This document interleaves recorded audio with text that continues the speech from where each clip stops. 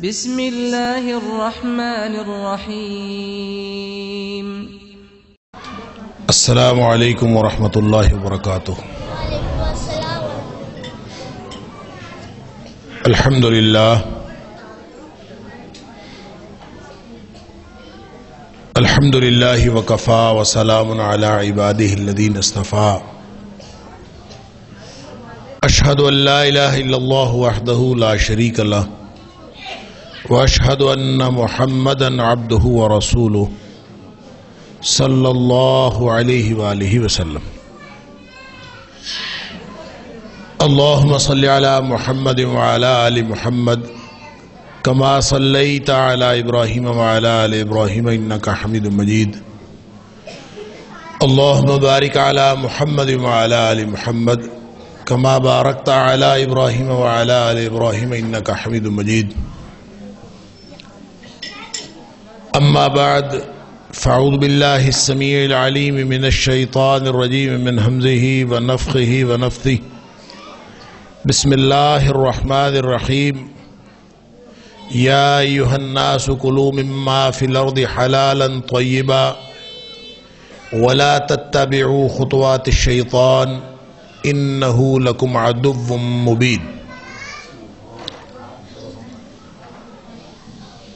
اے کائنات کے لوگو،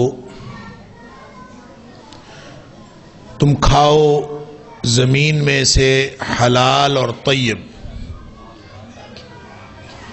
اور شیطان کے قدموں کے پیچھے نہ چلنا کہ بے شک وہ تمہارا کھلا دشمن ہے۔ صدق اللہ العظیم۔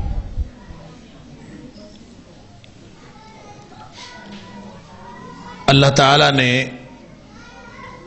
یہ ساری کائنات اور اس دنیا میں اس دھرتی پہ جتنی نعمتیں بنائی ہیں وہ انسان کے لیے پیدا کی ہیں۔ هو الذی خلق لکم ما فی الارض جمیعا۔ زمین پر جو کچھ ہے اللہ نے انسانوں کے لیے پیدا کیا، لیکن اس میں ہر چیز اس سے انسان استفادہ کر تو سکتا ہے، لیکن وہ استفادہ ہر ایک کا استعمال کرنے کے لیے نہیں ہے، بعض چیزیں استعمال نہ کرنے کے لیے۔ اللہ نے چونکہ امتحان کے لیے پیدا کیا ہے، لہذا بعض چیزیں استعمال کرنے کا امتحان ہے اور بعض چیزیں استعمال نہ کرنے کا امتحان۔ انسان کی طبیعت کے اندر اللہ تعالیٰ نے ایک اپنی ارج، ایک اپنا داعیہ رکھا ہے۔ انسان فطری طور پر بہت ساری چیزوں کو پسند کرتا ہے،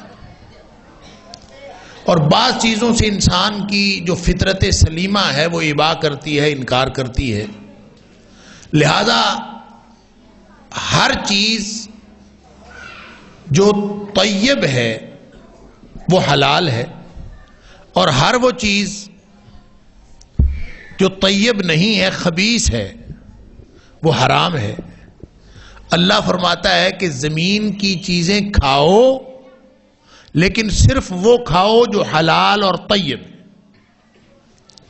یہ حلال تو وہ ہوتا ہے جس پر اللہ کا حکم آتا ہے، اور کوئی چیز حلال یا حرام اللہ کے حکم سے ہوتی ہے۔ کسی بھی چیز میں اللہ تعالیٰ نے یہ خصوصیت نہیں رکھی کہ وہ اپنی نوعیت کے اعتبار سے حلال یا حرام ہو۔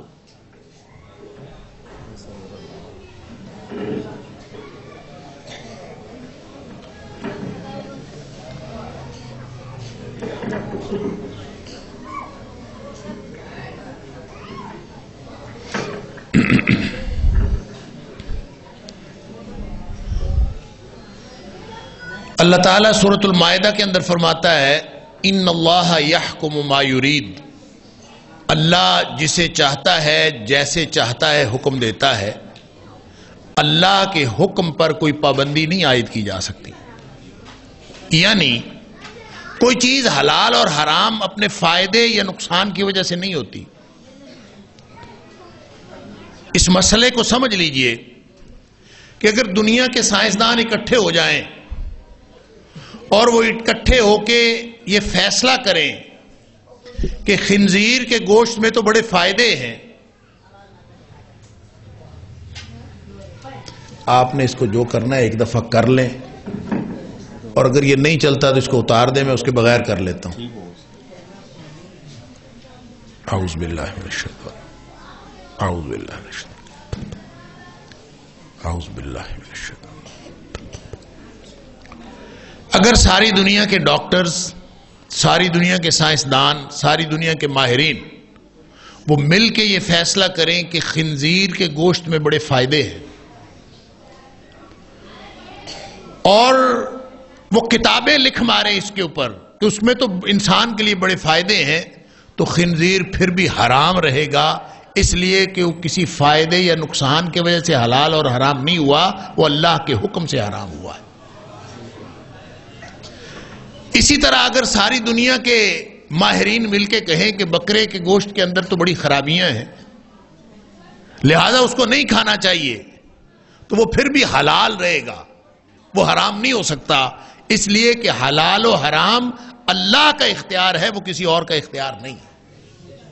ما احل اللہ فی کتابہ فہو حلال وما حرم اللہ فی کتابہ فہو حرام. اللہ کے رسول صلی اللہ علیہ وسلم نے فرمایا اللہ نے اپنی کتاب میں جس کو حلال کر دیا وہ حلال ہے، جس کو حرام کر دیا وہ حرام ہے. وما سکت عنہ فہو مما عفا عنہ، اور جس سے اللہ نے اور شریعت اسلامیہ نے خاموشی اختیار کی ہے، گویا اس میں اللہ نے تمہیں گنجائش دی ہے کہ اس کو تم استعمال کر سکتے ہو. اب یہ حلال اور حرام کا جو معاملہ ہے، ایک تو یہ بات ذہن میں رکھیے کہ یہ اللہ کا اختیار ہے، کسی اور کا اختیار نہیں ہے. اب مثال کے طور پر شراب کے بارے میں اللہ تعالیٰ فرماتا ہے کہ یسألونک عن الخمر والمیسر، آپ سے یہ شراب اور جوئے کے بارے میں سوال کرتے ہیں. اب شراب بھی حرام ہے، جوا بھی حرام ہے، اس کے بارے میں سوال کرتے ہیں، تو آپ فرما دیجئے قل فیہما اثم کبیر ومنافع للناس، کہ اس میں بہت بڑا گناہ ہے، اگرچہ اس میں لوگوں کے لیے منافع بھی ہے، فائدے بھی ہیں. یعنی شراب لوگ کہیں کہ اس کے اندر فائدے ہیں، وہ فائدوں کی وجہ سے کوئی چیز حلال نہیں ہوتی. اللہ خود اپنے قرآن میں فرما رہا ہے کہ شراب اور جوئے میں فائدے بھی ہیں. آخر جو جوا جیتتا ہے اس کو فائدہ تو ہوتا ہے نا، نقصان تو ہارنے والے کا ہوتا ہے. جو جیتتا ہے وہ تو کہے گا کہ جوا ہارے کو کھیلنا چاہیے. تو جوئے میں فائدے بھی ہیں، شراب میں فائدے بھی ہیں، لیکن وَإِثْمُهُمَا أَكْبَرُ مِن نَفْعِهِمَا، ان کا گناہ ان کے فائدے سے کہیں بڑا ہے. لہذا دنیا میں حلال اور حرام کا فیصلہ نہ کوئی معاشرہ کر سکتا ہے، نہ کوئی سائنسدانوں کی ٹیم کر سکتی ہے، نہ کوئی ڈاکٹروں کی ٹیم کر سکتی ہے. ایک مسئلہ جو عام طور پر آج کل ہمارے ڈاکٹرز کہتے ہیں کہ کزن میرج نہیں ہونی چاہیے. بچے عام طور پہ تھیلاسیمیا اور ہیموفیلیا وغیرہ اس طرح کی بیماریوں میں مبتلا ہو رہے ہیں، اور وہ کہتے ہیں کزن میرج کی وجہ سے ہو رہے ہیں. اور کزن میرج خاص طور پہ 2-3 نسلوں تک چل رہی ہو، ایک ہی خاندان میں شادیاں فرسٹ کزنز کی ہو رہی ہوں، تو کہتے ہیں کہ تھیلاسیمیا یا ہیموفیلیا، جس کو آپ کہہ لیں کہ بلڈ کینسر کی ایک بیماری ہے، کینسر ٹائپ، خون کے کینسر تان کی، تو وہ کہتے ہیں کہ یہ بیماری، اس کا خطرہ بہت بڑھ جاتا ہے، اس لیے کزن میرج نہیں ہونی چاہیے. تو کیا خیال ہے، کزن میرج کو حرام قرار دے دینا چاہیے؟ ایک ایمان کا معاملہ اس موقع پر سمجھ لیجئے. اگر کزن میرج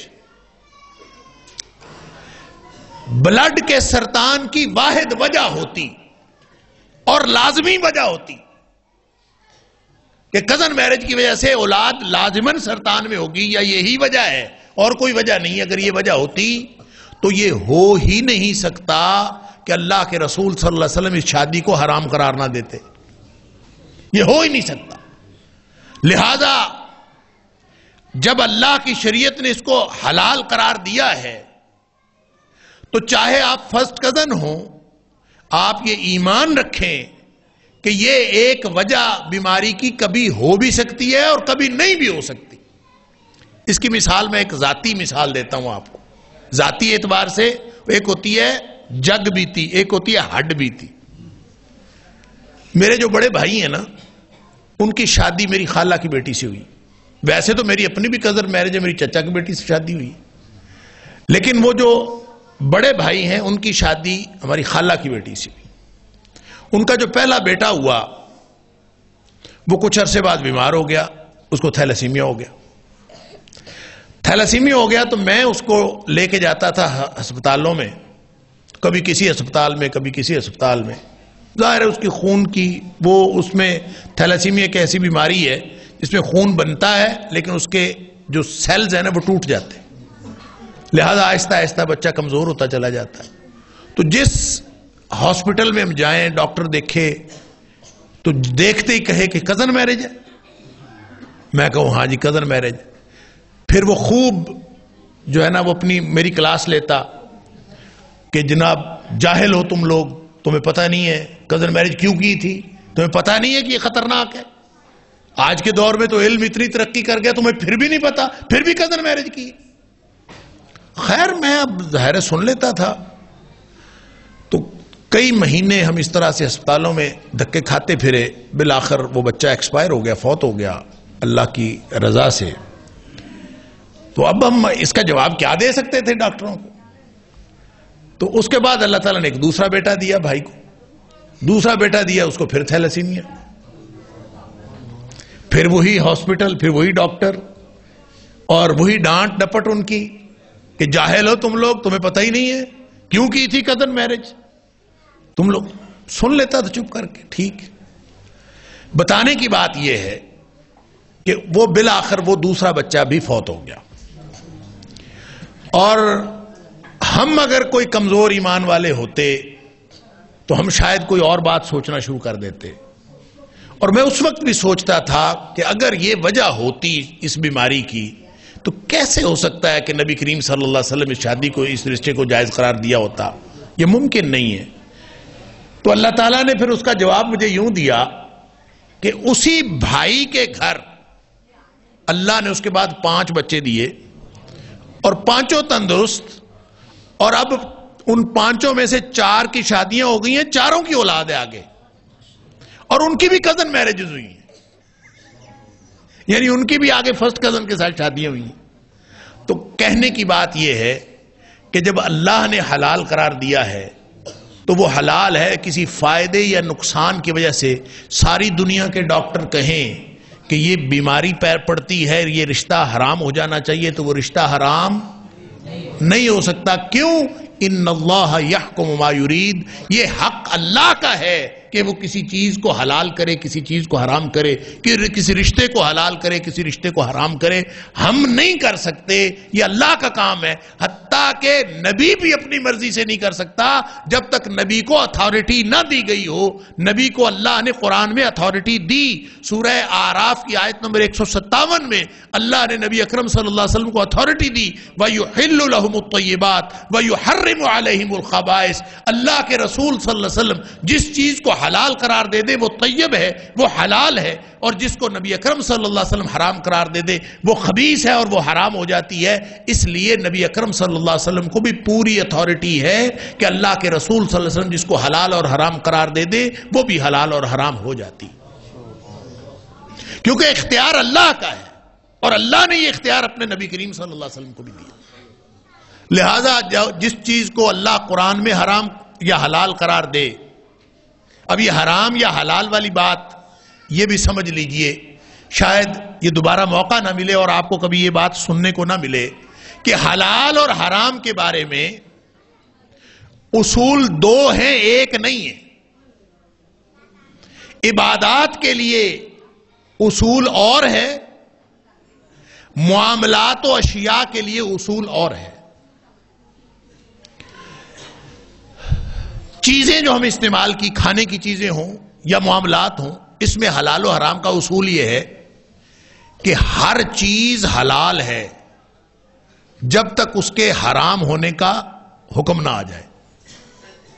بات سمجھ لیجیے گا. معاملات ہوں یا اشیاء ہوں استعمال کرنے کی، ہر چیز حلال ہے جب تک اس کے حرام ہونے کا حکم نہ آ جائے. اس کا مطلب یہ ہوا کہ اگر کسی چیز کے بارے میں کوئی حکم نہ ہو تو پھر وہ کیا ہوگی؟ وہ حلال ہوگی، اپنی اصلیت کے اعتبار سے حلال ہوگی. مثلا جانور جو حرام بتا دیے گئے، یہ جانور حرام ہے، یہ جانور حرام ہے. کچھ جانور نبی اکرم صلی اللہ علیہ وسلم نے نام لے کے حرام قرار دے دیا، یہ جانور حرام. سود کو حرام قرار دے دیا، شراب کو حرام قرار دے دیا، اس کی متعلقات کو حرام قرار دے دیا. جانوروں کو بتا دیا یہ جانور حرام ہے. پھر کچھ نشانیاں بتا دی. ذو ناب، چار پایوں میں سے، چوپایوں میں سے جو ذو ناب ہیں، جس کن کے دانت جو دانتوں سے پکڑتے ہیں، چیر پھاڑ کرنے والے، وہ سارے حرام ہیں. لہذا ہر وہ جانور جو چیر پھاڑ کرنے والا وہ حرام، چاہے آپ کو اس کا نام آتا ہو چاہے نہ. نبی کریم صلی اللہ علیہ وسلم نشانی بتاتی. ذو مخلب پرندوں میں سے وہ سارے حرام، جو پنجے سے شکار کرنے والا یعنی پرندوں میں سے وہ سارے حرام. علی ھذا القیاس جو چیز بتا دی. اگر آپ کو کوئی جنگل میں آپ جان رہے ہیں، کوئی ایک جانور نظر آتا ہے یا کوئی چیز ایسی ہے جس کے بارے میں آپ کو کوئی حرام حلال کا کوئی حکم کہیں نہیں ملتا، تو اس کے بارے میں آپ خود سے فیصلہ کر سکتے ہیں کہ وہ چیز کیا ہے؟ وہ حلال ہے. قرآن کہتا ہے احلت لکم بہیمۃ الانعام الا ما یتلی علیکم. ہر جانور حلال ہے تمہارے لیے، الا ما یتلی علیکم، سوائے اس کے کہ تمہیں پڑھ کے سنا دیے جائیں کہ یہ فلاں فلاں حرام ہے. جب یہ بتا دیا کہ یہ حرام ہے، گویا معاملات و اشیاء میں حرام کا دائرہ محدود ہے. جو بتا دیا وہ حرام ہے، حرام بتایا ہے، باقی سارا ہی حلال ہے. معاملات و اشیاء میں حلال کا دائرہ وسیع ہے. یعنی چند محرمات ہیں نا سورہ نساء کے اندر رشتوں میں کہ فلاں فلاں سے شادیاں نہیں ہو سکتی، باقی ساری کائنات کی عورتوں سے شادی ہو سکتی. حلال کا دائرہ وسیع ہے، حرام کا دائرہ محدود. اور کھانے پینے کی چیزوں میں بھی چند چیزیں جو حرام بتا دیں، اس طرح کے جانور حرام ہیں، یہ چیزیں حرام ہیں، اور اس کے علاوہ باقی ساری کائنات کی چیزیں حلال ہیں. گویا معاملات و اشیاء میں حلال کا دائرہ وسیع ہے، حرام کا دائرہ محدود ہے. میں نے ابھی نبی اکرم صلی اللہ علیہ وسلم کی حدیث بتائی کہ ما احل اللہ فی کتابہ فہو حلال وما حرم اللہ فی کتابہ فہو حرام. ہر وہ چیز جو اللہ نے حلال کر دی حلال ہے، جو حرام کر دی حرام ہے. وما سکت عنہ، اور جس کے بارے میں خاموشی اختیار کی، اس میں گویا تمہیں اجازت ہے، تمہیں اللہ تعالیٰ نے درگزر کیا ہے کہ اس کو موج کرو، کھاؤ پیو. اور پھر قرآن کہتا ہے کہ لا تسألوا عن اشیاء ان تبد لکم تسؤکم، کہ جب کسی چیز کے بارے میں کوئی حکم نہیں آیا تو خواہ مخواہ پوچھ کے پنگا کرنے کی کیا ضرورت ہے؟ پوچھو گے، تفصیلات پوچھتے جاؤ تو ہو سکتا ہے پوچھنے سے حرام ہو جائے گی. اور نبی اکرم صلی اللہ علیہ وسلم نے فرمایا بدبخت آدمی ہے وہ تم میں سے جس کے سوال پوچھنے سے کوئی حلال چیز حرام ہو جائے. جب اللہ نے آپ کو اجازت دی ہے تو اس کو اجازت سمجھے. لہذا وہ چیزیں جس کا حرام کا کوئی حکم نہیں ہے وہ ساری کی ساری جائز. لیکن جو عبادات ہیں نا، اس میں جو ہم ثواب سمجھ کے کام کرتے ہیں، اس کا سارا ہی معاملہ اس سے الٹ ہے. اس سے حلال و حرام کا معاملہ الٹ ہے. کیا؟ اس میں ہر چیز حرام ہے جب تک اس کے کرنے کا حکم نہ آئے. معاملات و اشیاء میں ہر چیز حلال ہے جب تک منع کا حکم نہ آئے، اور عبادات میں ہر چیز حرام ہے جب تک کرنے کا حکم نہ آئے. لہذا کوئی شخص کہے کہ میں سجدے 3 کر لوں گا نماز میں 1 رکعت میں، ٹھیک ہے، اور آپ کہیں کہ نہیں بھئی آپ نہیں کر سکتے، وہ کہے گا منع کہاں آیا ہے؟ تو منع اپنی اصل کے اعتبار سے منع ہے.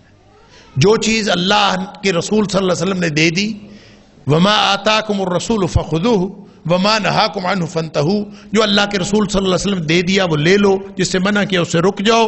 اور من احدث فی امرنا ھذا ما لیس منہ فہو رد، جو اس میں نئی پیدا کرے گا وہ ریجیکٹڈ ہوگی، وہ رد کر دی جائے گی.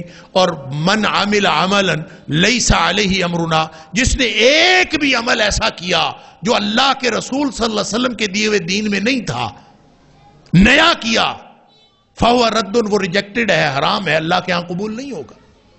لہٰذا ہر وہ چیز جو عبادات سے تعلق رکھتی ہے وہ اس وقت تک حرام ہے جب تک اس کے کرنے کا حکم نہ مل جائے. اس لیے آپ یہ نہیں کہہ سکتے کہ منع کہاں آیا ہے. یہ کہتے ہیں نا کوئی ثواب کا کام بدعتیں رواج دیتے ہیں اور کوئی کہے کہ یہ کیوں کرتے ہو، کہتے ہیں منع کہاں آیا. اب پتہ لگ گیا منع کہاں آیا. منع اپنی اصل کے اعتبار سے ہے. اگر تو کوئی آدمی ثواب سمجھ کے کرتا ہے تو وہ اس کے لیے دلیل دکھانی پڑے گی، اور اگر ضرورت کے تحت کوئی چیز استعمال کرتا ہے تو اس کے لیے دلیل یہ ہے کہ اگر منع نہیں آیا تو وہ جائز ہے، یعنی اس کا اصول ہی اور ہے. میں نے یہ ویسٹ کوٹ پہنی ہے، میں اگر کہوں کہ یہ پہننا ثواب ہے تو مجھے دلیل دکھانی پڑے گی، اور میں اگر کہوں کہ یہ میں نے اپنی ضرورت کے لیے پہننی ہے تو پھر یہ اپنی اصل کے اعتبار سے جائز ہے، اپنی اصل کے اعتبار سے حلال ہے. الا ھذا القیاس. اس کی ایک اور مثال میں دیتا ہوں آپ کو کہ ہم یہاں بیٹھے، ایک آدمی آئے اور آ کے یہاں کونے میں سر نیچے کرے، ٹانگیں اوپر کر کے کھڑا ہو جائے. ہم اس کو کہیں کہ اللہ کے ولی یہ کیا کر رہے ہو؟ وہ کہے میں نماز پڑھ رہا ہوں.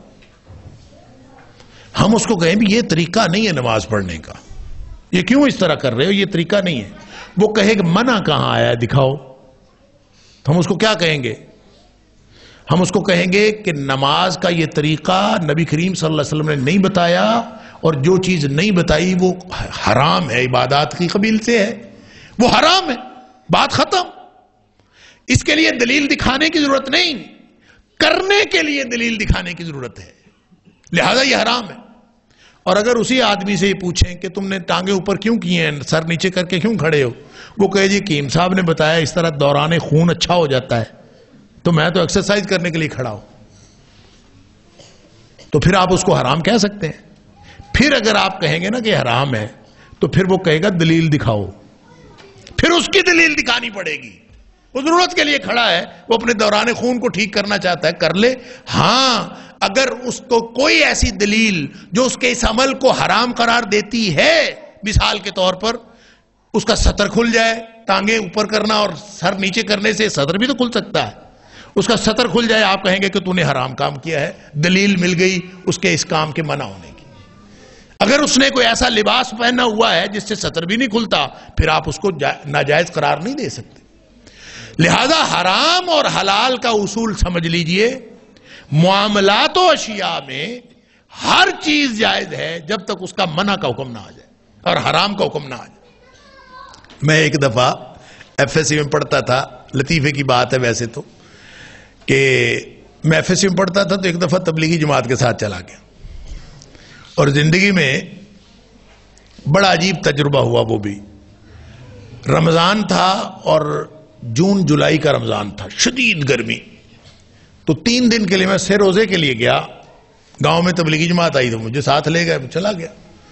چھٹیاں تھیں، پتہ نہیں کیا تھا، مجھے یاد نہیں ہے. تو راستے میں جب ہم جا رہے تھے، زور سے ذرا پہلے کا وقت تھا، تو راستے میں وین خراب ہو گئی. وین خراب ہو گئی تو اب وہ بار بار اس نے ٹھیک کرنے کی کوشش کی، وہ نہیں ٹھیک ہوئی تو انہوں نے کہا جی اب پیدل جانا پڑے گا. میں شدید دھوپ، روزے رکھے ہوئے، اور پیدل چل پڑے. اور ان کی ایک ترتیب ہوتی ہے تبلیغی جماعت والوں کی کہ وہ 2 برابر برابر چلتے ہیں اور امیر صاحب سب سے آخر پہ چلتے ہیں. تو 2 کر کے ہم چل پڑے. میں تب ہم کرکٹ کھیلتے تھے تو میں نے اپنے بیگ میں ہیٹ رکھا ہوا تھا کرکٹ والا. تو میں دھوپ تھی بڑی شدید، تو میں نے وہ ہیٹ نکالا اور اپنے سر پہ لے لیا دھوپ سے بچنے کے لیے.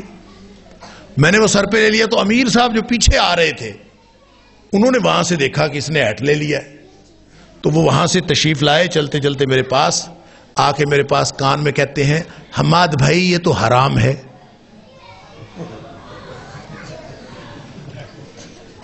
اب میں پریشان، دھوپ سے بچا جا رہا ہوں، اور ظاہر ہے کہ ایف ایس سی کے اسٹوڈنٹ کی عقل بھی کیا ہوتی ہے. مجھے غصہ بڑا آیا امیر صاحب پہ کہ یہ کیوں مجھے کہہ رہے حرام. خیر میں نے کوئی نہیں اتارا, میں چپ کر کے چلتا گیا ویسے ہی. تھوڑی دیر بعد پھر آ گئے, حماد بھائی یہ تو حرام ہے. کیا کریں بھی اب. میں نے پھر ان کو کوئی جواب نہیں دیا, نہ میں نے اتارا ہیٹ نہ میں ان کو کوئی جواب دیا. تیسری دفعہ پھر آ گئے تھوڑی دیر بعد, حماد بھائی یہ تو حرام ہے. تو میرے ساتھ جو دوسرا بندہ چل رہا تھا نا, تو وہ اللہ بخشے اب تو خیر وہ بھی فوت ہو گیا. وہ جو دوسرا چل رہا تھا وہ عمر میں امیر صاحب سے بڑا تھا اور تھا بھی رنگڑ. تو اس کو کہتا چل ہے امیر, بچہ بیچارہ دھوپ سے بچا جا رہا, تجھے حرام حرام کی پڑی ہوئی ہے.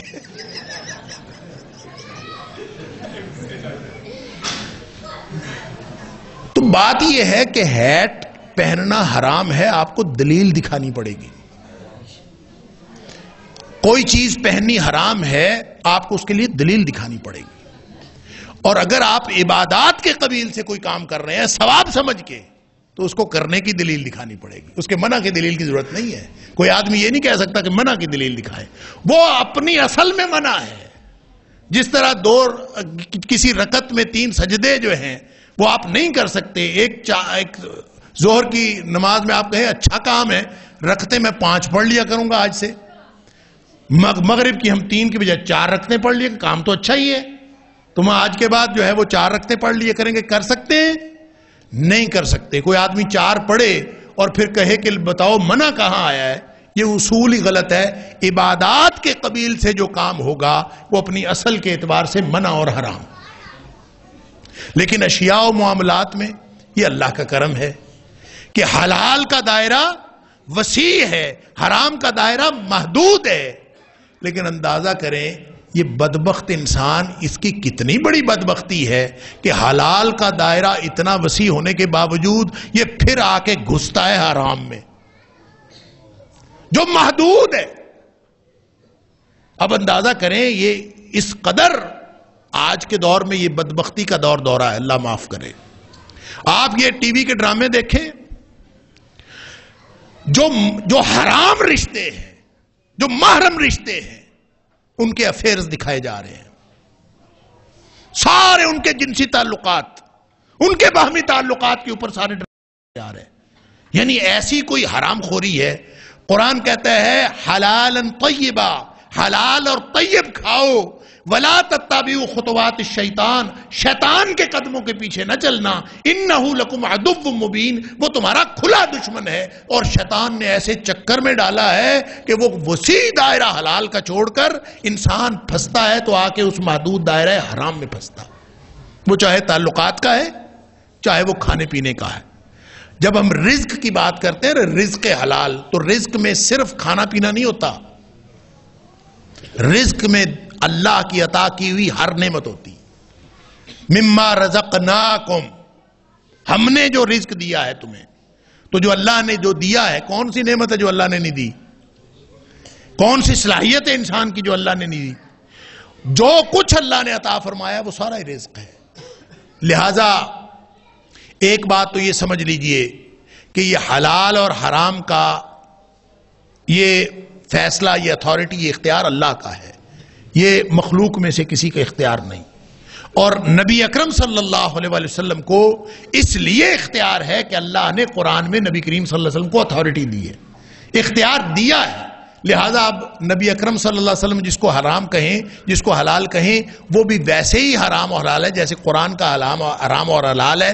مثال کے طور پر یہ جو سورہ بقرہ کی آیت نمبر 173 کے اندر اور سورہ مائدہ کی آیت نمبر 3 کے اندر اور اسی طرح سورہ نحل کی آیت نمبر 115 کے اندر جو اللہ تعالیٰ نے چند حرام چیزیں ذکر کی, حرمت علیکم المیتۃ والدم, مثال کے طور پر کہ اللہ نے ہر قسم کا مردار اور ہر قسم کا خون حرام کیا ہے.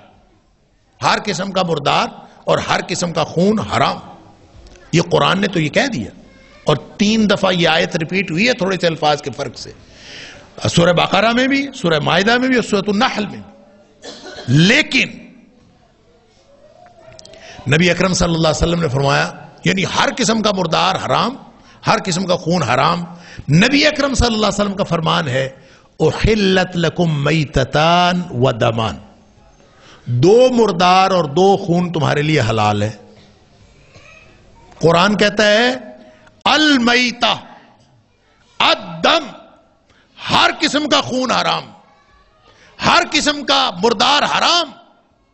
نبی اکرم صلی اللہ علیہ وسلم فرماتے ہیں احلت لکم میتتان و دمان، 2 خون اور 2 مردار تمہارے لیے حلال. ان میں سے آپ نے دونوں کی تفصیل بتائی. آپ نے فرمایا مردار جو حلال ہے الحوت والجراد، ایک مچھلی جو مردار بھی ہو جائے تو حلال ہے، اور دوسرا جراد مکڑی، یہ جو ٹڈی دل جس کو کہتے ہیں، یہ جو پتے کھانے والی مکڑی جو ہزاروں کی تعداد میں آتی ہے. اس دفعہ بھی سنا تھل کے اندر بہت آئی تھی اور بہت اس نے اور مختلف علاقوں میں آئی. تو یہ 2 جو ہیں یہ آپ اس کو ویسے ہی پکڑ لیں جراد کو، اور پکڑ کے وہ مر جائے گی اور اس کو کہتے ہیں کچنار کی طرح پکا لیتے ہیں اور اس کو کھائیں آپ موج سے، وہ بھی حلال ہے. اور وہ بھی قرآن نے کہا ہر قسم کا مردار اور ہر قسم کا خون حرام ہے.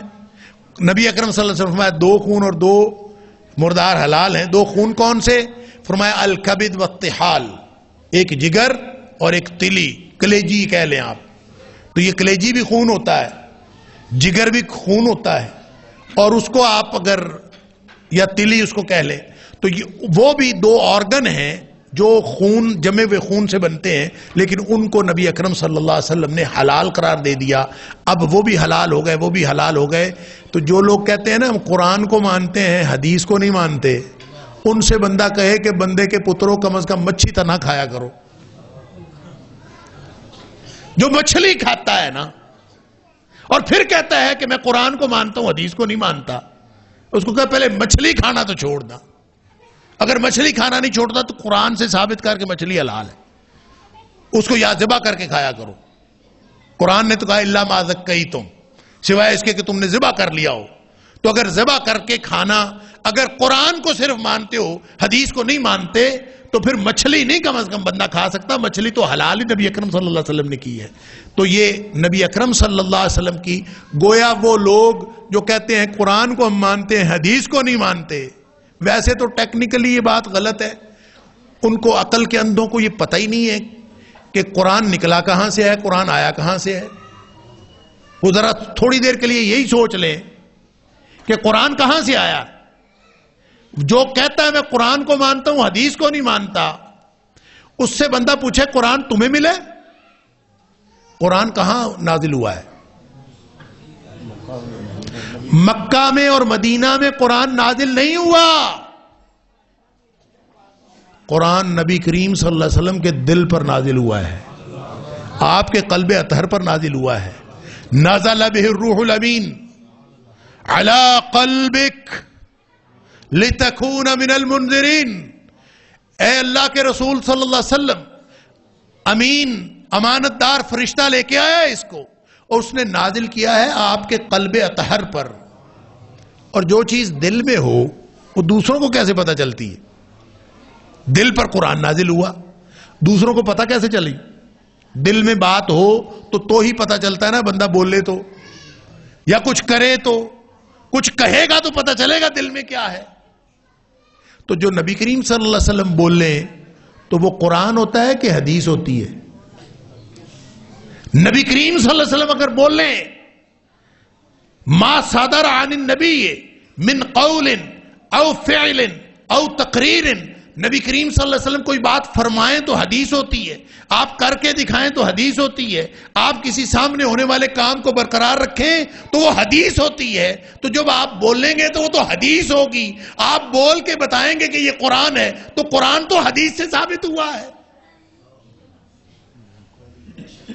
تو جو کہتا ہے میں قرآن کو نہیں مانتا، میں حدیث کو نہیں مانتا، قرآن کو مانتا ہوں، اس سے پوچھیں قرآن تو خود حدیث سے ثابت ہوا ہے. نبی کریم صلی اللہ علیہ وسلم کی زبان اقدس سے نکلا، آپ نے بتایا کہ یہ قرآن ہے تو قرآن بنا. آپ نے فرمایا کہ اس سورت کو، یہ جو پہلی وحی نازل ہوئی تھی وہ کون سے پارے میں ہے؟ 30ویں میں. کیوں گئی؟ پہلی وحی کو پہلے پارے میں کیوں نہیں رکھا؟ اس لیے کہ نبی کریم صلی اللہ علیہ وسلم نے فرمایا کہ اس کو فلاں صورت میں رکھو. نبی کریم صلی اللہ علیہ وسلم نے ترتیب لگوائی.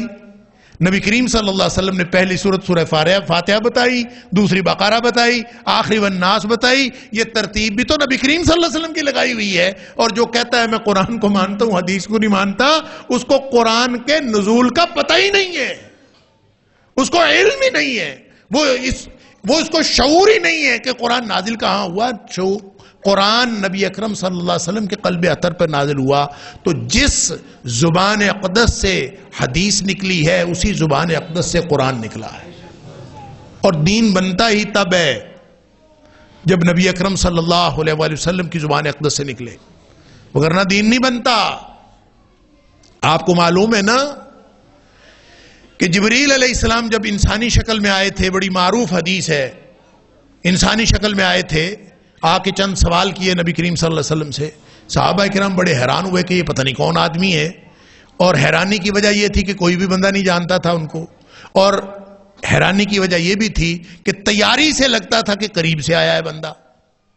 شدید بیاض الثیاب, شدید سواد الشعر, شدید کالے بال, شدید سفید کپڑے, لگتا تھا ابھی تیار ہو کے آیا ہے. لیکن لا نعرفہ منا احد, ہم میں سے کوئی بھی اس کو جانتا نہیں تھا. اللہ اکبر. صحابہ حیران ہے, اور آ کے پھر سوال کرتا ہے, اخبرنی عن الاسلام, اخبرنی عن الایمان, اخبرنی عن الاحسان, اخبرنی عن الساعہ, اخبرنی عن اشراطها, مجھے ایمان کے بارے میں, اسلام کے بارے میں, احسان کے بارے میں. خیر وہ سوال کرتا رہا, نبی کریم صلی اللہ علیہ وسلم اس کے جواب دیتے رہے, اور وہ ہر سوال کے جواب میں پتہ ہی کیا کہتا تھا, صدقتا, آپ نے صحیح کہا. صحابہ پھر حیران کہ اگر اس کو معلوم ہے تو پوچھتا کیوں ہے, اور اگر معلوم نہیں تو پھر تصدیق کیسے کرتا ہے. فعجبنا لہو, ہم بڑے حیران ہوئے کہ یسألہ ویصدقہ, سوال بھی کرتا ہے اور ساتھ تصدیق بھی کرتا ہے. یعنی حیرتوں کی داستان ہے پوری حدیث. اللہ. خیر آخر پہ جب وہ چلا گیا, عمر فاروق رضی اللہ تعالیٰ فرماتے ہیں میں بیٹھا رہا, فلبثت ملیہ, میں کچھ دیر بیٹھا رہا, تو نبی اکرم صلی اللہ علیہ وسلم نے خود پوچھا کہ یا عمر اتدری من السائل, تمہیں پتہ ہے یہ کون تھا سوال کرنے والا؟ اللہ کے رسول صلی اللہ علیہ وسلم, مجھے تو نہیں پتا, اللہ ورسولہ اعلم, اللہ کو معلوم ہے, یا اللہ کے رسول صلی اللہ علیہ وسلم کو معلوم ہے, مجھے تو معلوم نہیں. فرمایا ہوا جبریل, یہ جبریل علیہ السلام تھے, اتاکم لیعلمکم دینکم, یہ تمہیں تمہارا دین سکھانے آئے تھے. دین سکھانے کون آیا تھا؟ جبریل. تو کتنا سادہ سی بات تھی کہ نبی کریم صلی اللہ علیہ وسلم فرما دیتے کہ لوگو یہ جبریل علیہ السلام ہے, یہ تمہیں تمہارا دین سکھانے آئے ہیں, چلو بھی جبریل دین سکھاؤ. جبریل تقریر کرتے بتاتے احسان کیا ہے, ایمان کیا ہے, اسلام کیا ہے, قیامت کی نشانی ہے کیا, بتاتے اور بتا کے چلے جاتے. دین سکھایا جاتا تھا نا, یہی طریقہ ہوتا ہے. ابھی میں آیا ہوں, آپ نے اعلان کیا یہ معاد آیا یہ تقریر کرے گا, اور آپ نے مجھے لگا دیا, تو نبی کریم صلی اللہ علیہ وسلم بھی سوال کر دیتے اور تعارف کروا دیتے, تعارف کروا کے بتاتے چلو جی جبریل دین سکھاؤ. کیوں نہیں ہوا؟ اتاکم, آیا وہ تھا, لیعلمکم دینکم, تمہیں تمہارا دین سکھانے آیا تھا. تو پھر یہ درمیان میں کیا ہوا کہ سارے سوالات نبی کریم صلی اللہ علیہ وسلم سے پوچھے. اگر جبریل اکیلے آ کے تقریر کر کے چلے جاتے تو دین نہ بنتا. دین تب بنتا ہے جب نبی کریم صلی اللہ علیہ وسلم کی زبان سے نکلتا ہے. آپ کی زبان اقدس سے نکلتا ہے تو دین بنتا ہے. اگر وہ آپ کی زبان اقدس سے نہ نکلتا, اکیلا جبریل 1000 تقریریں کر لیتا, تو وہ دین نہ بنتا. اس لیے کہ دین کی اتھارٹی جبریل نہیں ہے, دین کی اتھارٹی نبی اکرم صلی اللہ علیہ وسلم. لہذا احلت لکم میتتان و دمان, نبی کریم صلی اللہ علیہ وسلم فرمایا 2 خون اور 2 مردار حلال ہیں. تو نبی اکرم صلی اللہ علیہ وسلم کو بھی اللہ نے یہ اتھارٹی دی ہے. اب یہ پورا کا پورا جو دین ہے وہ کلیئر کٹ اللہ کے رسول صلی اللہ علیہ وسلم نے ہم تک پہنچا دیا. آپ نے فرمایا ما ترکت شیئن, میں ایک بھی چیز ایسی نہیں چھوڑی. نبی اکرم صلی اللہ علیہ وسلم کا فرمان, ما ترکت شیئن, میں نے ایک بھی چیز ایسی نہیں چھوڑی युक़र्रिबुकुम इलल्लाह व युबዒदुकुम मिनन्नार इल्ला अमरतुकुम बिही, मैंने एक भी चीज ऐसी नहीं छोड़ी जो तुम्हें अल्लाह के करीब कर सकती थी, जहन्नम से दूर कर सकती थी, मगर मैंने उसका तुम्हें हुक्म दे दिया। यानी हर चीज का हुक्म दे दिया। हर वो चीज जो अल्लाह के करीब कर सकती थी और जो जहन्नम से दूर कर सकती थी, मैंने उसका हुक्म दे दिया। वमा तरक्तु शयअन, और मैंने एक भी चीज ऐसी नहीं छोड़ी, युक़र्रिबुकुम इलन्नार व युबዒदुकुम मिनल्लाह, जो तुम्हें जहन्नम के करीब कर सकती थी और अल्लाह से दूर कर सकती थी, इल्ला नहैतुकुम अन्हु, मगर मैंने उससे तुम्हें मना कर दिया है। गोया नबी अकरम सल्लल्लाहु अलैहि वसल्लम हमें मुकम्मल दीन दे के गए। आज कोई शख्स कहे कि फलां बाबे ने हलाल कर दिया, फलां बाबे ने हराम कर दिया, अल्लाह अकबर, हो जाएगा। ला तक़ूलू बिमा तसिफु अलसिनतुकुमुल कज़िब अन तक़ूलू हादा हलाल व हादा हराम। अपनी जुबानों को, जो कुछ तुम्हारी जुबानें बयान करती हैं और तुम जुबान से कहते हो कि ये हलाल है, ये हराम है, ऐसे ना कहा करो। ला तक़ूलू लिमा तसिफु अलसिनतुकुमुल कज़िब, ये तुम्हारी जुबानें झूठ बोलती हैं जब कह देती हैं ये हलाल, ये हराम, ये झूठ है। इसलिए कि तुम जब ये कहते हो तो ये अल्लाह पर झूठ बांधने के मुतरादिफ है। जो शख्स खुद से कहे, और वो तिरमिज़ी शरीफ की हदीस आपको याद होगी, जब नबी अकरम सल्लल्लाहु अलैहि वसल्लम से ये बात सुनी थी, हजरत अदी बिन हातिम रज़ी अल्लाह ताला अन्हु, जो उस वक्त अभी मुसलमान नहीं हुए थे, ईसाई थे, और उन्होंने नबी करीम सल्लल्लाहु अलैहि वसल्लम से ये बात सुनी। आप कुरान की आयत तिलावत कर रहे थे, इत्तखज़ू अहबारहुम व रुहबानहुम अरबाबम मिन दूनिल्लाह, कि इन अहले किताब ने, ईसाइयों और यहूदियों ने बड़ा काम खराब किया कि इन्होंने अल्लाह को छोड़कर अपने मौलवियों को और दरवेशों को रब बना लिया। तो वो अदी बिन हातिम ईसाई थे, उन्होंने आके कहा हमने तो रब नहीं बनाया, आप कैसे कह रहे हैं कि रब बना लिया? हमने तो रब नहीं बनाया, या ईसाइयों और यहूदियों ने तो रब नहीं बनाया। तो नबी करीम सल्लल्लाहु अलैहि वसल्लम ने उसकी जो वजाहत फरमाई थी, जो तिरमिज़ी शरीफ के अंदर मौजूद है, वो यही थी। आपने फरमाया था रब बनाना पता है क्या है? उन्होंने किया क्या और आपने क्या किया है? हुआ ये है कि इन्नहुम हर्रमू अलैहिमुल हलाल व अहल्लू लहुमुल हराम। हुआ ये है कि तुम्हारे मौलवियों और दरवेशों ने हलाल और हराम के फतवे खुद साख्ता दिए हैं, खुद से हलाल को हराम बनाया है, हराम को हलाल बनाया है। इन्नहुम हर्रमू अलैहिमुल हलाल, अल्लाह के हलाल करदा को हराम किया है, व अहल्लू लहुमुल हराम, और जो अल्लाह ने हराम किया था उसको हलाल ठहराया है। और लोगों ने क्या किया है? फत्तबऊहुम, लोगों ने अपने मौलवियों और दरवेशों की पैरवी की है, इन्होंने उनके फतवों को मान लिया है। फरमाया फज़ालिका इबादतुहुम इय्याहुम, यही तो उनकी बंदगी करना है, यही तो उनको रब बनाना है, क्योंकि हलाल और हराम का इख्तियार किसका है? अल्लाह का।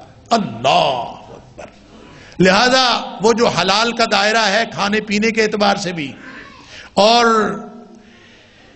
ताल्लुकात के एतबार से भी, अगर इंसान उसमें रहेगा तो ना सिर्फ ये कि वो जायज है बल्कि वो ऐन सवाब है। अगर आदमी हलाल के दायरे में महदूद रहेगा तो अल्लाह ताला उसको 7 अजर भी अता फरमाता है। इसलिए नबी अकरम सल्लल्लाहु अलैहि वसल्लम ने फरमाया फलां चीज में भी सदका है, फलां चीज में भी सदका है, फलां चीज में भी नेकी है, फलां चीज में भी नेकी है। करते करते करते करते नबी अकरम सल्लल्लाहु अलैहि वसल्लम ने फरमाया हत्ता के मियां बीवी के ताल्लुकात में भी सवाब मिलता है। साहबा हैरान हो गए, अल्लाह के रसूल सल्लल्लाहु अलैहि वसल्लम, एक आदमी अपनी ख्वाहिश पूरी करता है उसको अजर मिलता है? आपने फरमाया हां, अगर वो हराम कारी करे तो उसको गुनाह नहीं मिलेगा? वो तो मिलेगा। तो फरमाया फिर हलाल कारी करने से सवाब क्यों नहीं मिलेगा? लिहाजा वो जो हलाल का दायरा है उसके अंदर अगर कोई शख्स उस हलाल को इसलिए इस्तेमाल कर रहा है कि अल्लाह का हुक्म है और मेरे हराम से बचना है, और सिर्फ हलाल तक अपने आप को महदूद रखता है, तो ना सिर्फ ये कि उसको वो चीजें इस्तेमाल करने का, वो खाने पीने का सिर्फ इजाजत है, बल्कि उसका अजर भी मिलेगा। یہ حلال کی بات. لہذا فرمایا وابتغوا من فضل اللہ، اللہ کا فضل تلاش کرو، نماز پڑھو، نکلو باہر جاؤ، اللہ کا فضل تلاش کرو. لیس علیکم جناح ان تبتغوا من فضل ربکم، تم اگر اللہ کے فضل میں سے کچھ تلاش کرتے رہو، رزق کماؤ، کس نے منع کیا؟ کوئی گناہ نہیں. لہذا کوئی اگر معاشی جدوجہد کرتا ہے، کوئی کاروبار کرتا ہے، حلال طریقہ اختیار کرتا ہے، لیکن ساتھ یہ بتا دیا کہ رزق اتنا ہی ہے جتنا اللہ نے دینا ہے. اللہ اکبر. ان النفس لن تموت حتی تستکمل رزقہا، کہ کوئی جان اس وقت تک مرے گی نہیں جب تک اپنا رزق مکمل نہ کر لے. جو اللہ نے لکھا ہے وہی ملنا ہے. لیکن معاشی جدوجہد اس کی اجازت ہے اگر کوئی کرنا چاہتا ہے. لہذا جب وہ حلال کی جدوجہد کرے گا، حلال کی جدوجہد کرے گا تو وہ اجر پائے گا اللہ سے، اور جب وہ حرام کی جدوجہد پائے گا تو پھر وہ اللہ سے، اس کو اللہ کی طرف سے وہ نافرمان لکھا جائے گا اور اس کو گناہ ہوگا اور وہ عذاب کا مستحق ہوگا. تو اس کا مطلب یہ ہے کہ رزق کی تقسیم تو اللہ کی ہے، ہم اپنی کوشش سے صرف حلال اور حرام کا فیصلہ کرتے ہیں بس. ملتا اور کچھ نہیں ہے، ملتا وہی ہے جو اللہ نے دینا ہے. وہ اگر ہم حرام کا راستہ اختیار نہ کریں تو اللہ حلال سے دے دے گا. یہ ہمارے ایمان کی بات ہے. وہ مورخین نے لکھا ہے، ایک مثال ہے، پتہ نہیں واقعہ عملاً ہوا کہ نہیں ہوا، ایک حکایتاً بیان کرتے ہیں کہ ایک آدمی تھا اور اس نے اللہ اکبر کسی بچے کو اپنے گھوڑے کی لگام پکڑائی کہ تم یہ پکڑ لو، میں نے نماز پڑھنی ہے، میں نماز پڑھ کے آتا ہوں اور پھر میں لے جاؤں گا تم سے اپنا گھوڑا. بچے نے لگام پکڑ لی، وہ اندر چلا گیا. نماز پڑھ کے جب واپس آیا تو گھوڑا وہاں پہ پھر رہا تھا لیکن وہ بچہ نہیں تھا. تو اس نے دیکھا جا کے گھوڑے کو، تو گھوڑے کی لگام بھی نہیں تھی. بچے نے گھوڑے کی لگام پکڑی اور وہ چوری کر کے کہیں لے گیا، اور بچہ بھی نہیں تھا، لگام بھی نہیں تھی، گھوڑا تھا. اب خیر وہ پریشان ہوا، مسافر تھا، اس نے آگے جانا تھا. اس نے کہا میں قریبی دکان سے کوئی خرید لیتا ہوں جا کے.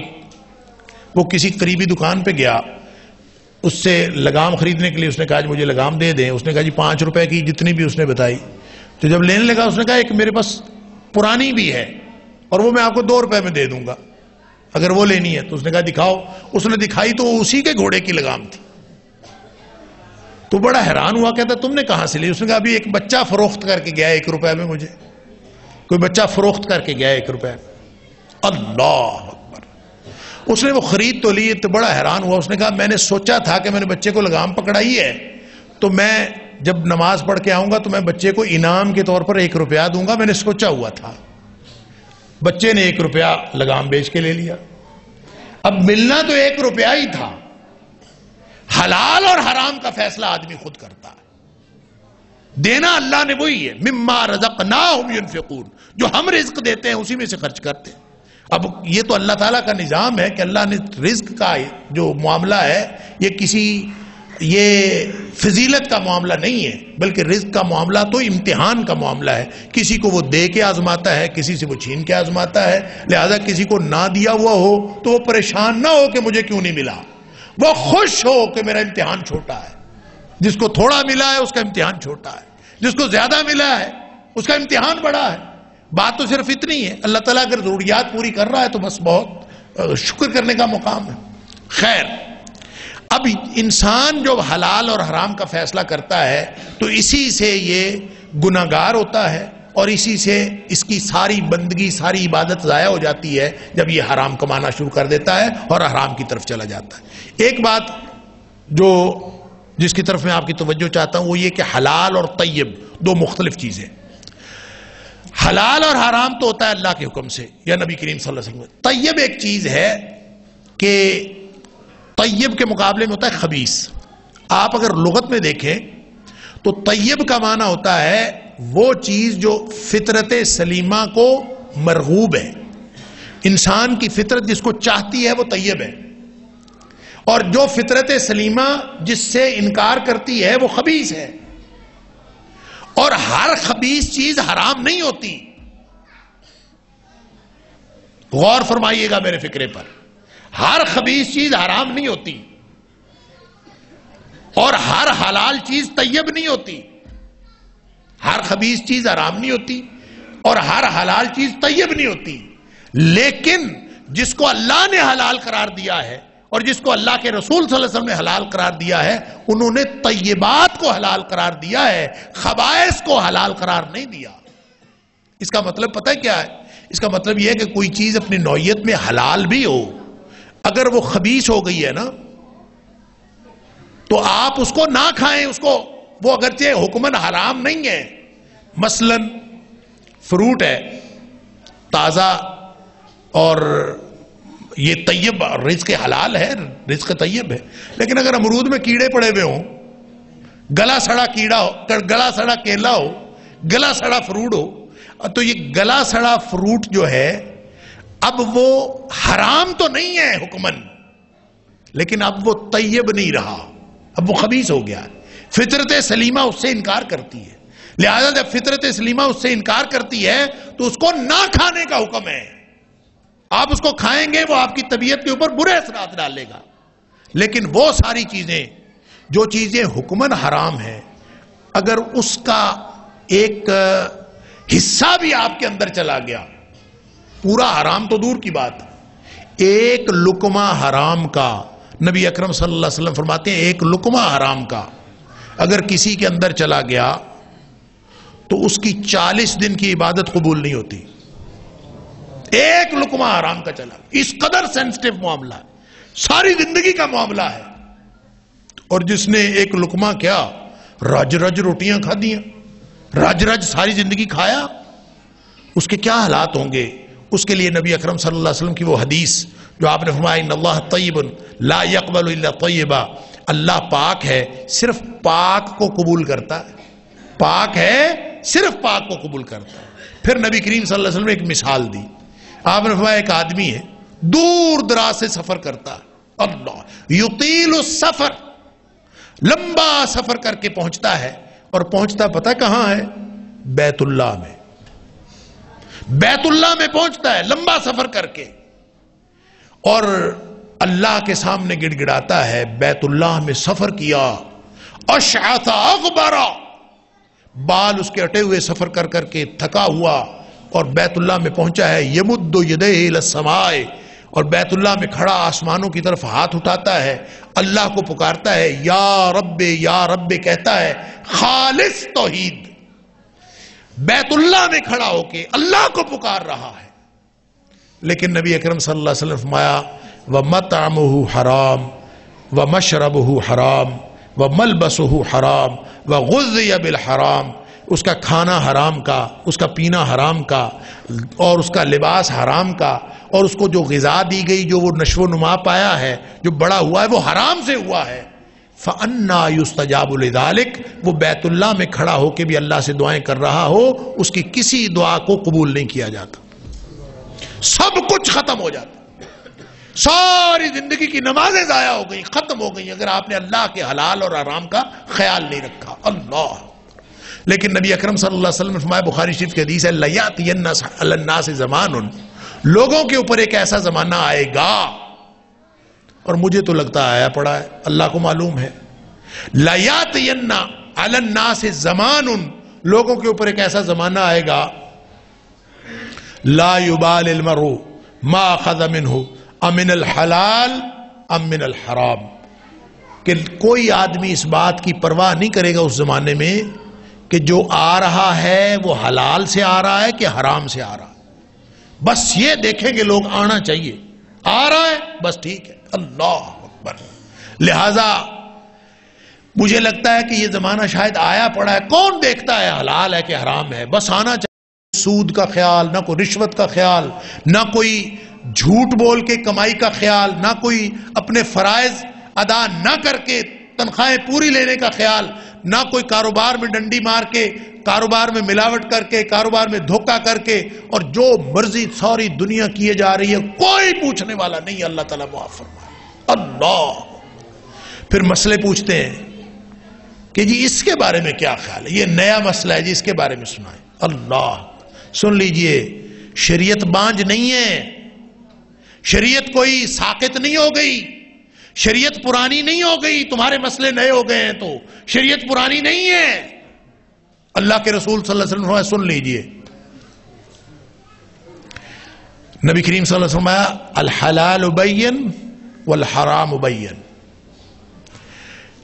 حلال واضح ہے، سب کچھ بتا دیا یہ حلال ہے، حرام بھی واضح ہے، حرام چیزیں وہ بھی بتا دی، حلال چیزیں بتا دی۔ اب حلال کا بھی ہر ایک کو پتہ چل جاتا ہے، حرام کا بھی ہر ایک کو پتہ چل جاتا ہے۔ وَبَيْنَهُمَا مُشْتَبِهَاتٌ، درمیان میں کچھ چیزیں ایسی ہیں جس کا ہم ایک دوسرے سے سوالات پوچھتے ہیں کہ پتہ نہیں یہ حلال ہے کہ پتہ نہیں حرام ہے۔ مشتبہ چیزیں جو شک میں ڈالتی ہیں کہ پتہ نہیں یہ حلال ہے کہ پتہ نہیں حرام ہے، نئے نئے طریقے، نئے نئے بینک پروڈکٹس، نئے نئے فلاں، یہ جی حلال ہے کہ حرام ہے۔ سن لیجئے نبی کریم صلی اللہ علیہ وآلہ وسلم نے کتنا واضح فرمان ارشاد فرمایا، فرمایا حلال بھی واضح، حرام بھی واضح، لیکن بینہما مشتبہات، درمیان میں مشتبہ چیزیں۔ اب تین چیزیں ہو گئی نا، حلال، ایک خانہ حلال کا، ایک خانہ حرام کا، درمیان میں جو خانہ ہے یہ کس کا؟ مشتبہ چیزوں کا۔ اب نبی کریم صلی اللہ علیہ وسلم کا حکم سنیے، خانے پھر تین نہیں بچتے، خانے دو بچ جاتے ہیں۔ یہ پہلے تین لگ رہے ہیں کہ تین ہیں، آپ نے فرمایا بینہما مشتبہات، درمیان میں مشتبہ چیزیں ہیں۔ اب فتویٰ پوچھنے والوں، فتویٰ نبی کریم صلی اللہ علیہ وسلم سے پوچھو۔ آپ نے فرمایا من وقع فی الشبہات فقد وقع فی الحرام، جو ان شبہ والی چیزوں میں بھی پڑا نا وہ ایسے ہی ہے جیسے حرام میں پڑ گیا۔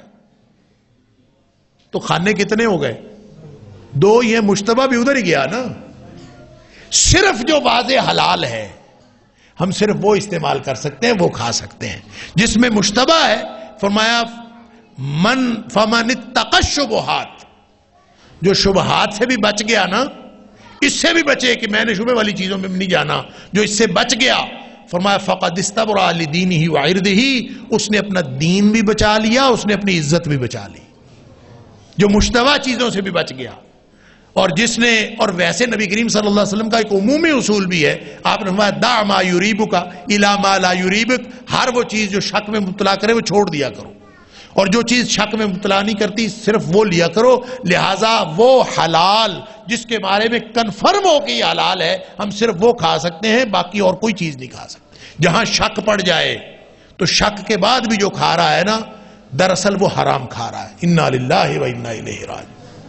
لہذا خاطر جمع رکھیے، عبادات قبول نہیں ہوتی، پرسنٹیج جتنی بھی ہو، تھوڑی ہو زیادہ ہو۔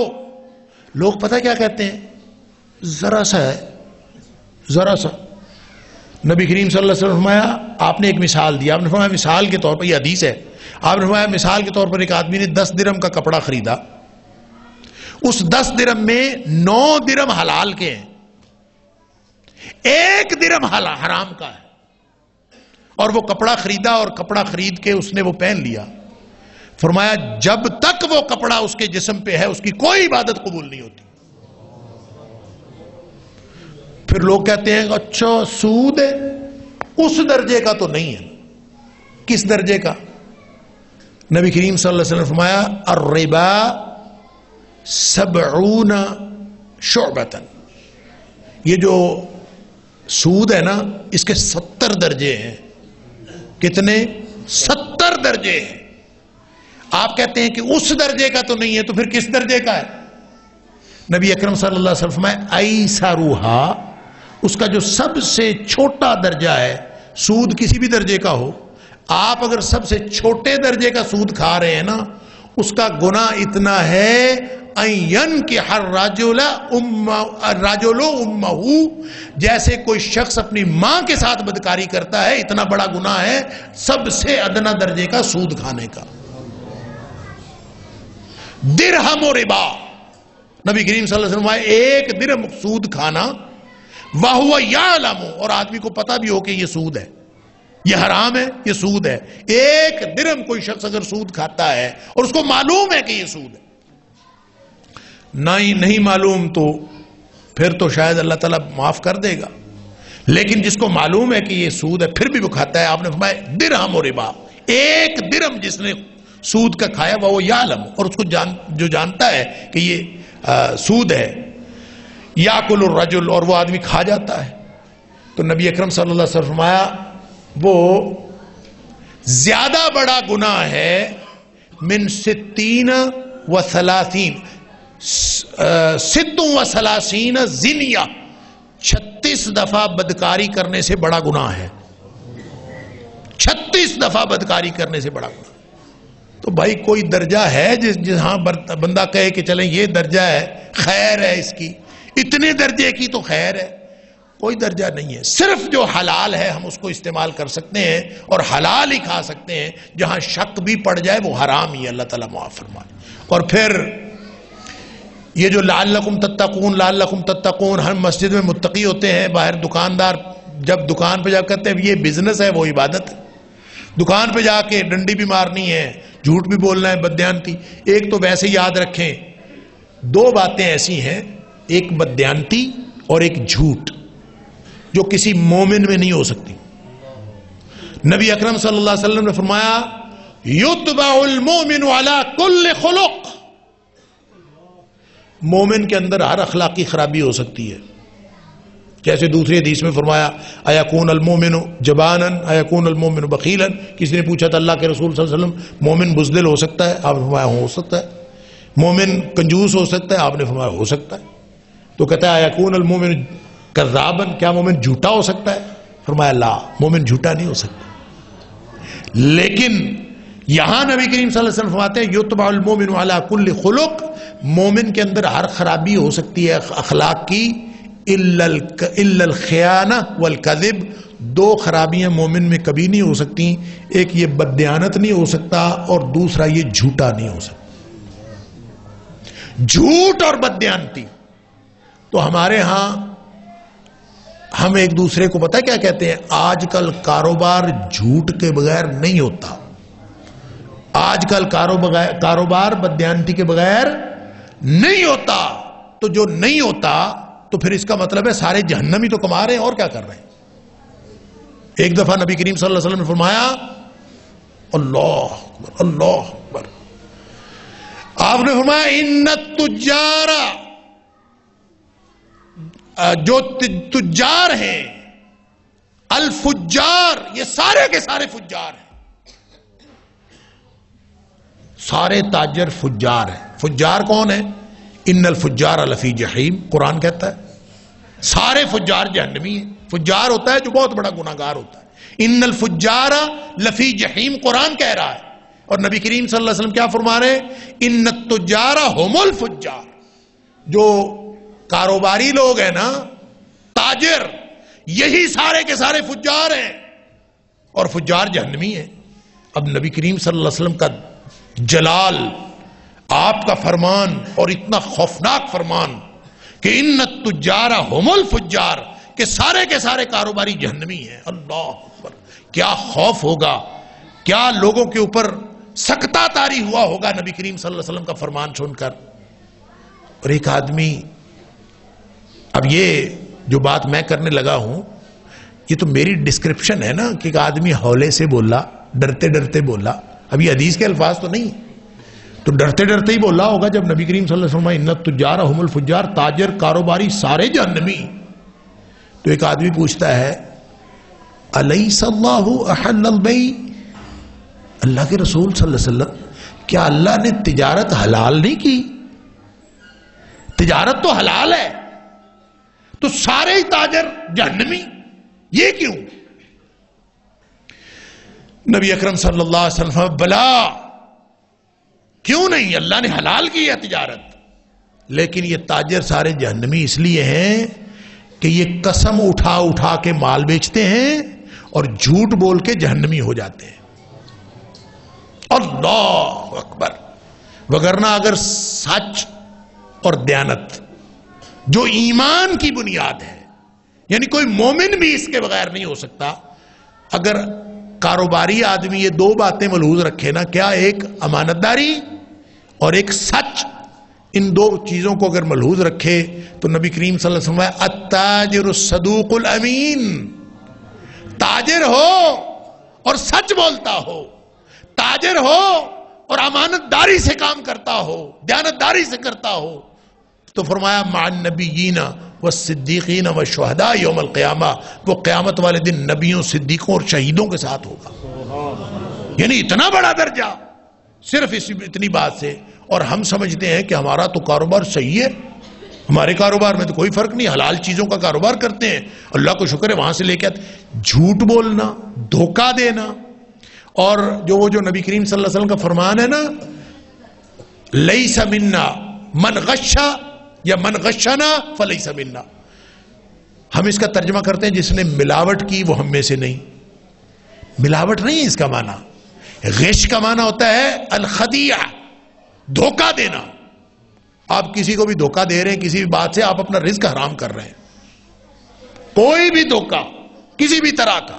اور اس حدیث کا جو شان ورود ہے پتہ کیا ہے کہ نبی کریم صلی اللہ علیہ وسلم ایک ریڑھی والے کو غلہ بیچتے دیکھا تھا، آپ گزر رہے تھے اس کے پاس سے، تو ایسے ہی نبی کریم صلی اللہ علیہ وسلم اس کا غلہ دیکھنے لگے، آپ پوچھنے لگے، آپ نے اس میں ہاتھ مارا، وہ اندر سے گیلا تھا، رات کو بارش ہوئی تھی، اب اندر سے گیلا اوپر خشک۔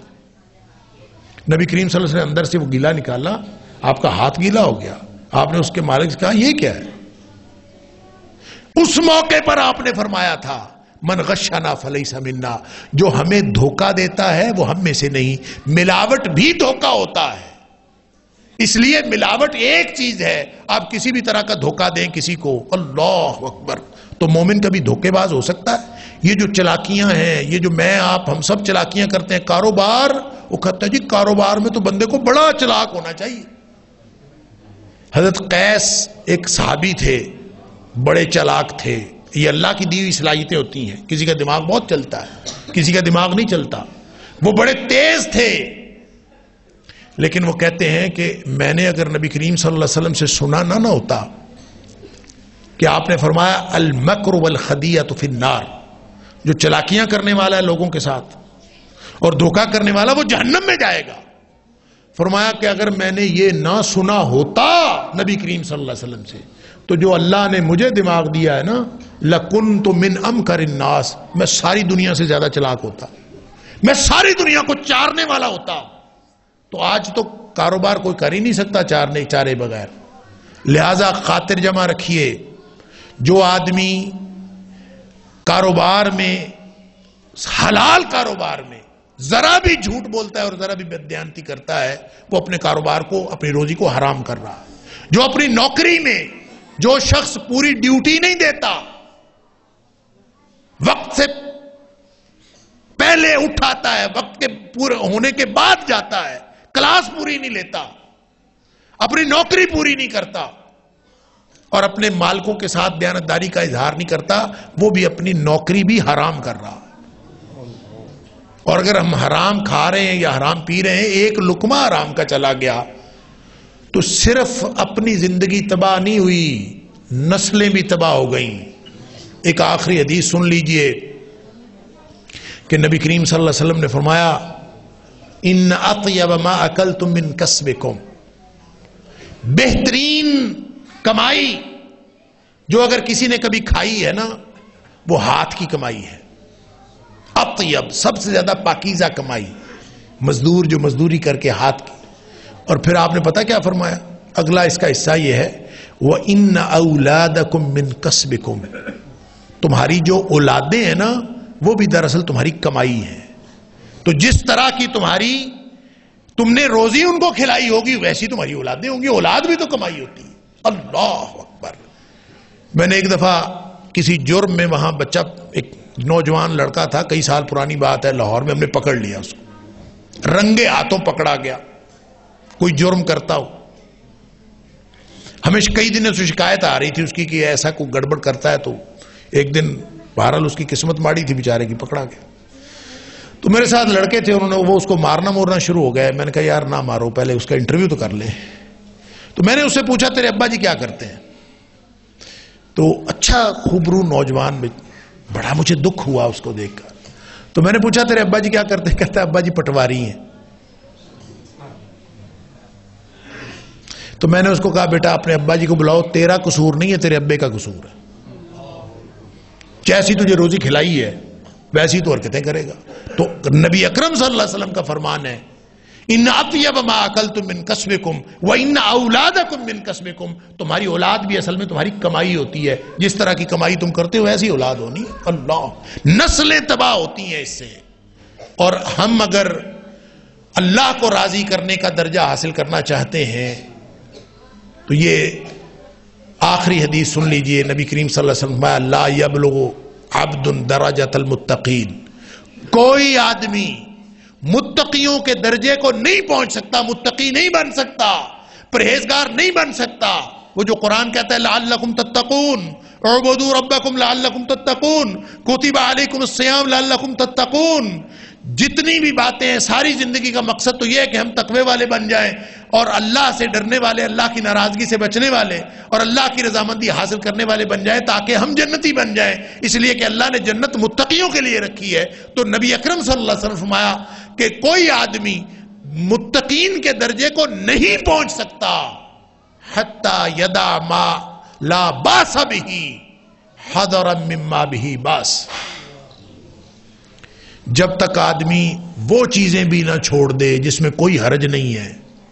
یہ ہم کہتے ہیں نا حرج کیا ہے، فرمایا جو آدمی وہ چیزیں بھی چھوڑ دے جس میں حرج کوئی نہیں ہے، کیوں چھوڑ دے؟ اس ڈر سے چھوڑ دے، حذرا مما بہ باس، اس ڈر سے چھوڑ دے کہ کہیں اس میں حرج نہ ہو۔ جو حرج کے ڈر سے وہ چیزیں بھی چھوڑ دے جس میں کوئی حرج نہیں، پھر تقوی کی منزل ملے گی۔ اللہ تعالیٰ مجھے اور آپ کو تقوی والی زندگی گزارنے کی توفیق عطا فرمائے، حرام سے بچنے اور حلال میں زندگی گزارنے کی توفیق عطا فرمائے۔ وآخر دعوانا الحمدللہ رب العالمین۔ واسطے دعا کر دیں کہ اس مسجد کے بزرگ اج بشیر فوت ہو گئے، انہوں نے دعا واسطے خصوصی کیا مسجد دی خدمت حاضری تو زبائش خدمت جنہ دی اللہ جزا دے۔ یا رب لك الحمد كما ينبغي لجلال وجهك وعظيم سلطانك، یا رب لك الحمد كما ينبغي لجلال وجهك وعظيم سلطانك۔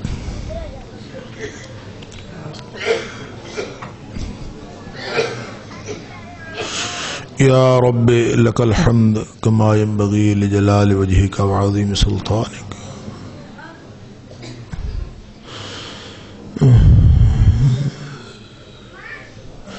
یا رب لك الحمد كما ينبغي لجلال وجهك ولعظيم سلطانك۔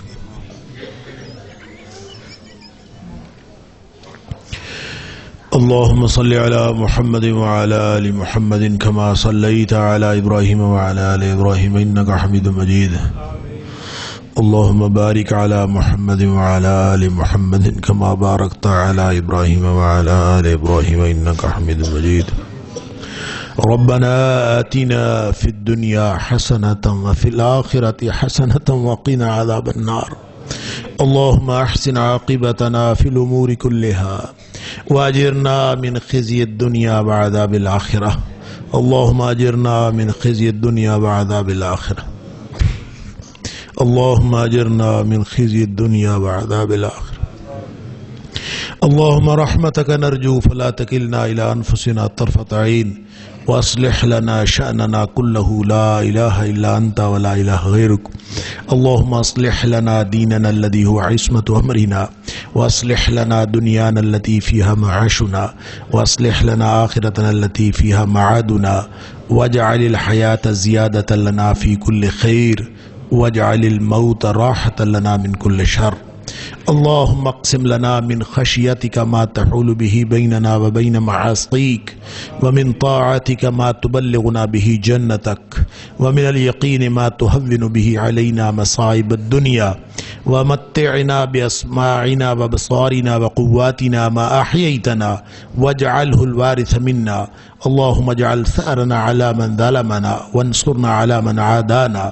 اللهم لا تجعل مصيبتنا في ديننا، ولا تجعل الدنيا أكبر همنا، ولا مبلغ علمنا، ولا غاية رغبتنا۔ اللهم لا تسلط علينا من لا يرحمنا ولا يخافك فينا۔ اللهم وفقنا لما تحب وترضى۔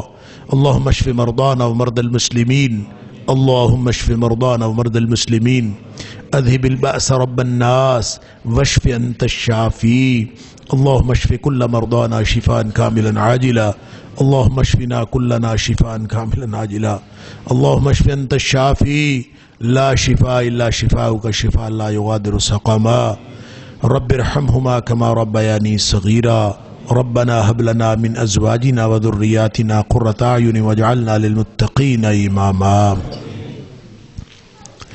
اللهم انك عفو تحب العفو فاعف عنا اللهم انك عفو کریم تحب العفو فاعف عنا اللهم اغفر لنا ذنوبنا كله دقه وجله واوله واخره وعلانيته سره اللہ تو ہمارے گناہ معاف کر دے اللہ تو معاف کرنے والا ہے معافی کو پسند کرتا ہے اللہ ہم سب ہاتھ پھیلائے تجھ سے معافی کے طلبگار ہیں اللہ تو ہمارے سارے گناہ معاف کر دے اللہ اگلے پچھلے گناہ معاف کر دے اللہ چھوٹے بڑے گناہ معاف کر دے اللہ علانیہ پوشیدہ گناہ معاف فرما دے اللہ انفرادی اجتماعی گناہ معاف فرما دے اللہ ملت اسلامیہ کے گناہوں کو معاف فرما دے اللہ ہمارے گھر والوں کو معاف کر دے ہمارے اہل خانہ کو معاف فرما دے اللہ ہمارے رشتہ داروں کو معاف فرما دے اللہ ہمارے دوست احباب کو معاف فرما دے اللہ ہمارے آباء و اجداد کی مغفرت فرما دے اللہ تمام مرحومین کی مغفرت فرما دے اللہ ہماری بقیہ زندگی اپنی رضا اور اپنی پسند کے مطابق بنا لے اللہ ہمیں اور ہماری اولادوں کو ہماری قیامت تک آنے والی نسلوں کو اپنے دین کا سچا خادم بنا دے اللہ ہماری اگلی پچھلی نسلوں کو جنتی لکھ دے اللہ ہماری نسلوں میں سے کوئی جہنمی پیدا نہ فرمانا اللہ ہم سب کو رزق حلال کھانے کی توفیق عطا فرما اللہ ہم سب سے حرام کھانے کی توفیق ہی چھین لے اللہ حرام کی توفیق چھین لے اللہ کبھی حرام کی توفیق نہ عطا کرنا اللہ ہمیں حلال کی زندگی حلال کے تعلقات حلال کا رزق عطا فرما اللہ جتنے بھی بے اولاد ہیں ان کو نیک اولاد نرینہ عطا فرما اللہ جتنے بھی صاحب اولاد ہیں ان کو اولاد کی طرف سے ہر قسم کی پریشانی دور فرما اللہ ہماری اولادوں کی اصلاح فرما دے اللہ ہماری اولادوں کی حفاظت فرما اللہ ہماری اولادوں کو ہمارے آنکھوں کی ٹھنڈک بنا دے اللہ ہمیں اور ہماری اولادوں کو ہماری قیامت تک آنے والی نسلوں کو متقین کا امام بنا دے اللہ جن بچے بچیوں کے رشتوں کی پریشانی ہے وہ بھی دور فرما دے اللہ عزت آبرو کے ساتھ بہترین رشتوں کا بندوبست فرما دے اللہ جن بچے بچیوں کی صحت کی پریشانی ہے وہ بھی دور فرما دے اللہ جن کی تعلیم کی پریشانی ہے وہ بھی دور فرما دے اللہ جن کے گھر باہر کی پریشانی ہے وہ بھی دور فرما دے اللہ جن کے کاروبار کی پریشانی ہے وہ بھی دور فرما دے اللہ تمام پریشان حال لوگوں کی پریشانیاں دور فرما اللہ دکھیوں کے دکھ دور فرما اللہ تمام بیماروں کو شفائے کاملہ و عاجلہ عطا فرما اللہ تمام مقروضوں کو قرض سے نجات عطا فرما اللہ خزانہ غیب سے قرض کی ادائیگی کا بندوبست فرما اللہ دنیا آخرت کی تمام محتاجیاں دور فرما دے اللہ دنیا آخرت کی ہر طرح کی خوشحالیاں عطا فرما اللہ دنیا آخرت کی ہر طرح کی رسوائیوں سے بچا لے اللہ دنیا آخرت کی عزتیں عطا فرما اللہ پوری دنیا میں مظلوم مسلمانوں کی مدد فرما اللہ بلاد اسلامیہ کی حفاظت فرما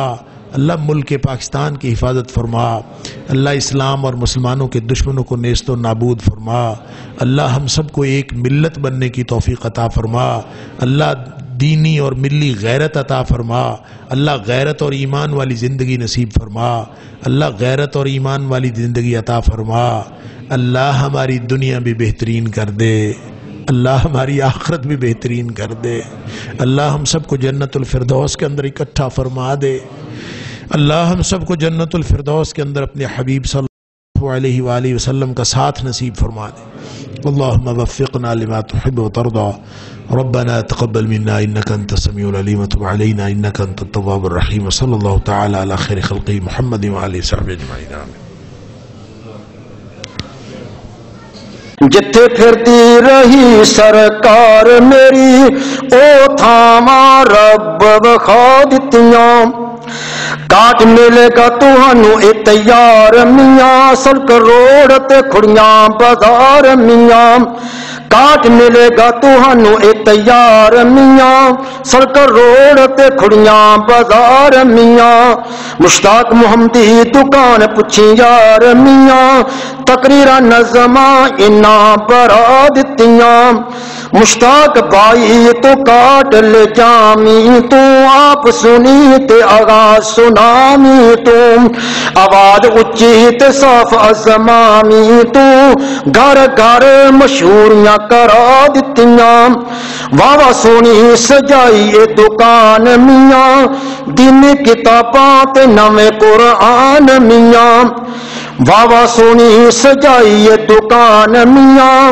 اسلامی کتاباں تے نویں قرآن میاں خال شہد بھی ملدا کری دھیان میاں مسوا کا ٹوپیاں کھجوراں رکھا دتیاں جائے نماز تے موزے دستانے جی ملدے عطر بھی لیتے پروانے جی جائے نماز تے موزے دستانے جی ملدے عطر بھی لیتے پروانے جی میمری کارٹ برامن مستانے جی میمری کارٹ برامن مستانے جی جنہ دین نال محبتاں پا دتیاں جتھے پھردی رہی سرکار میری او تھاواں رب وکھا دتیاں. سلام علیکم.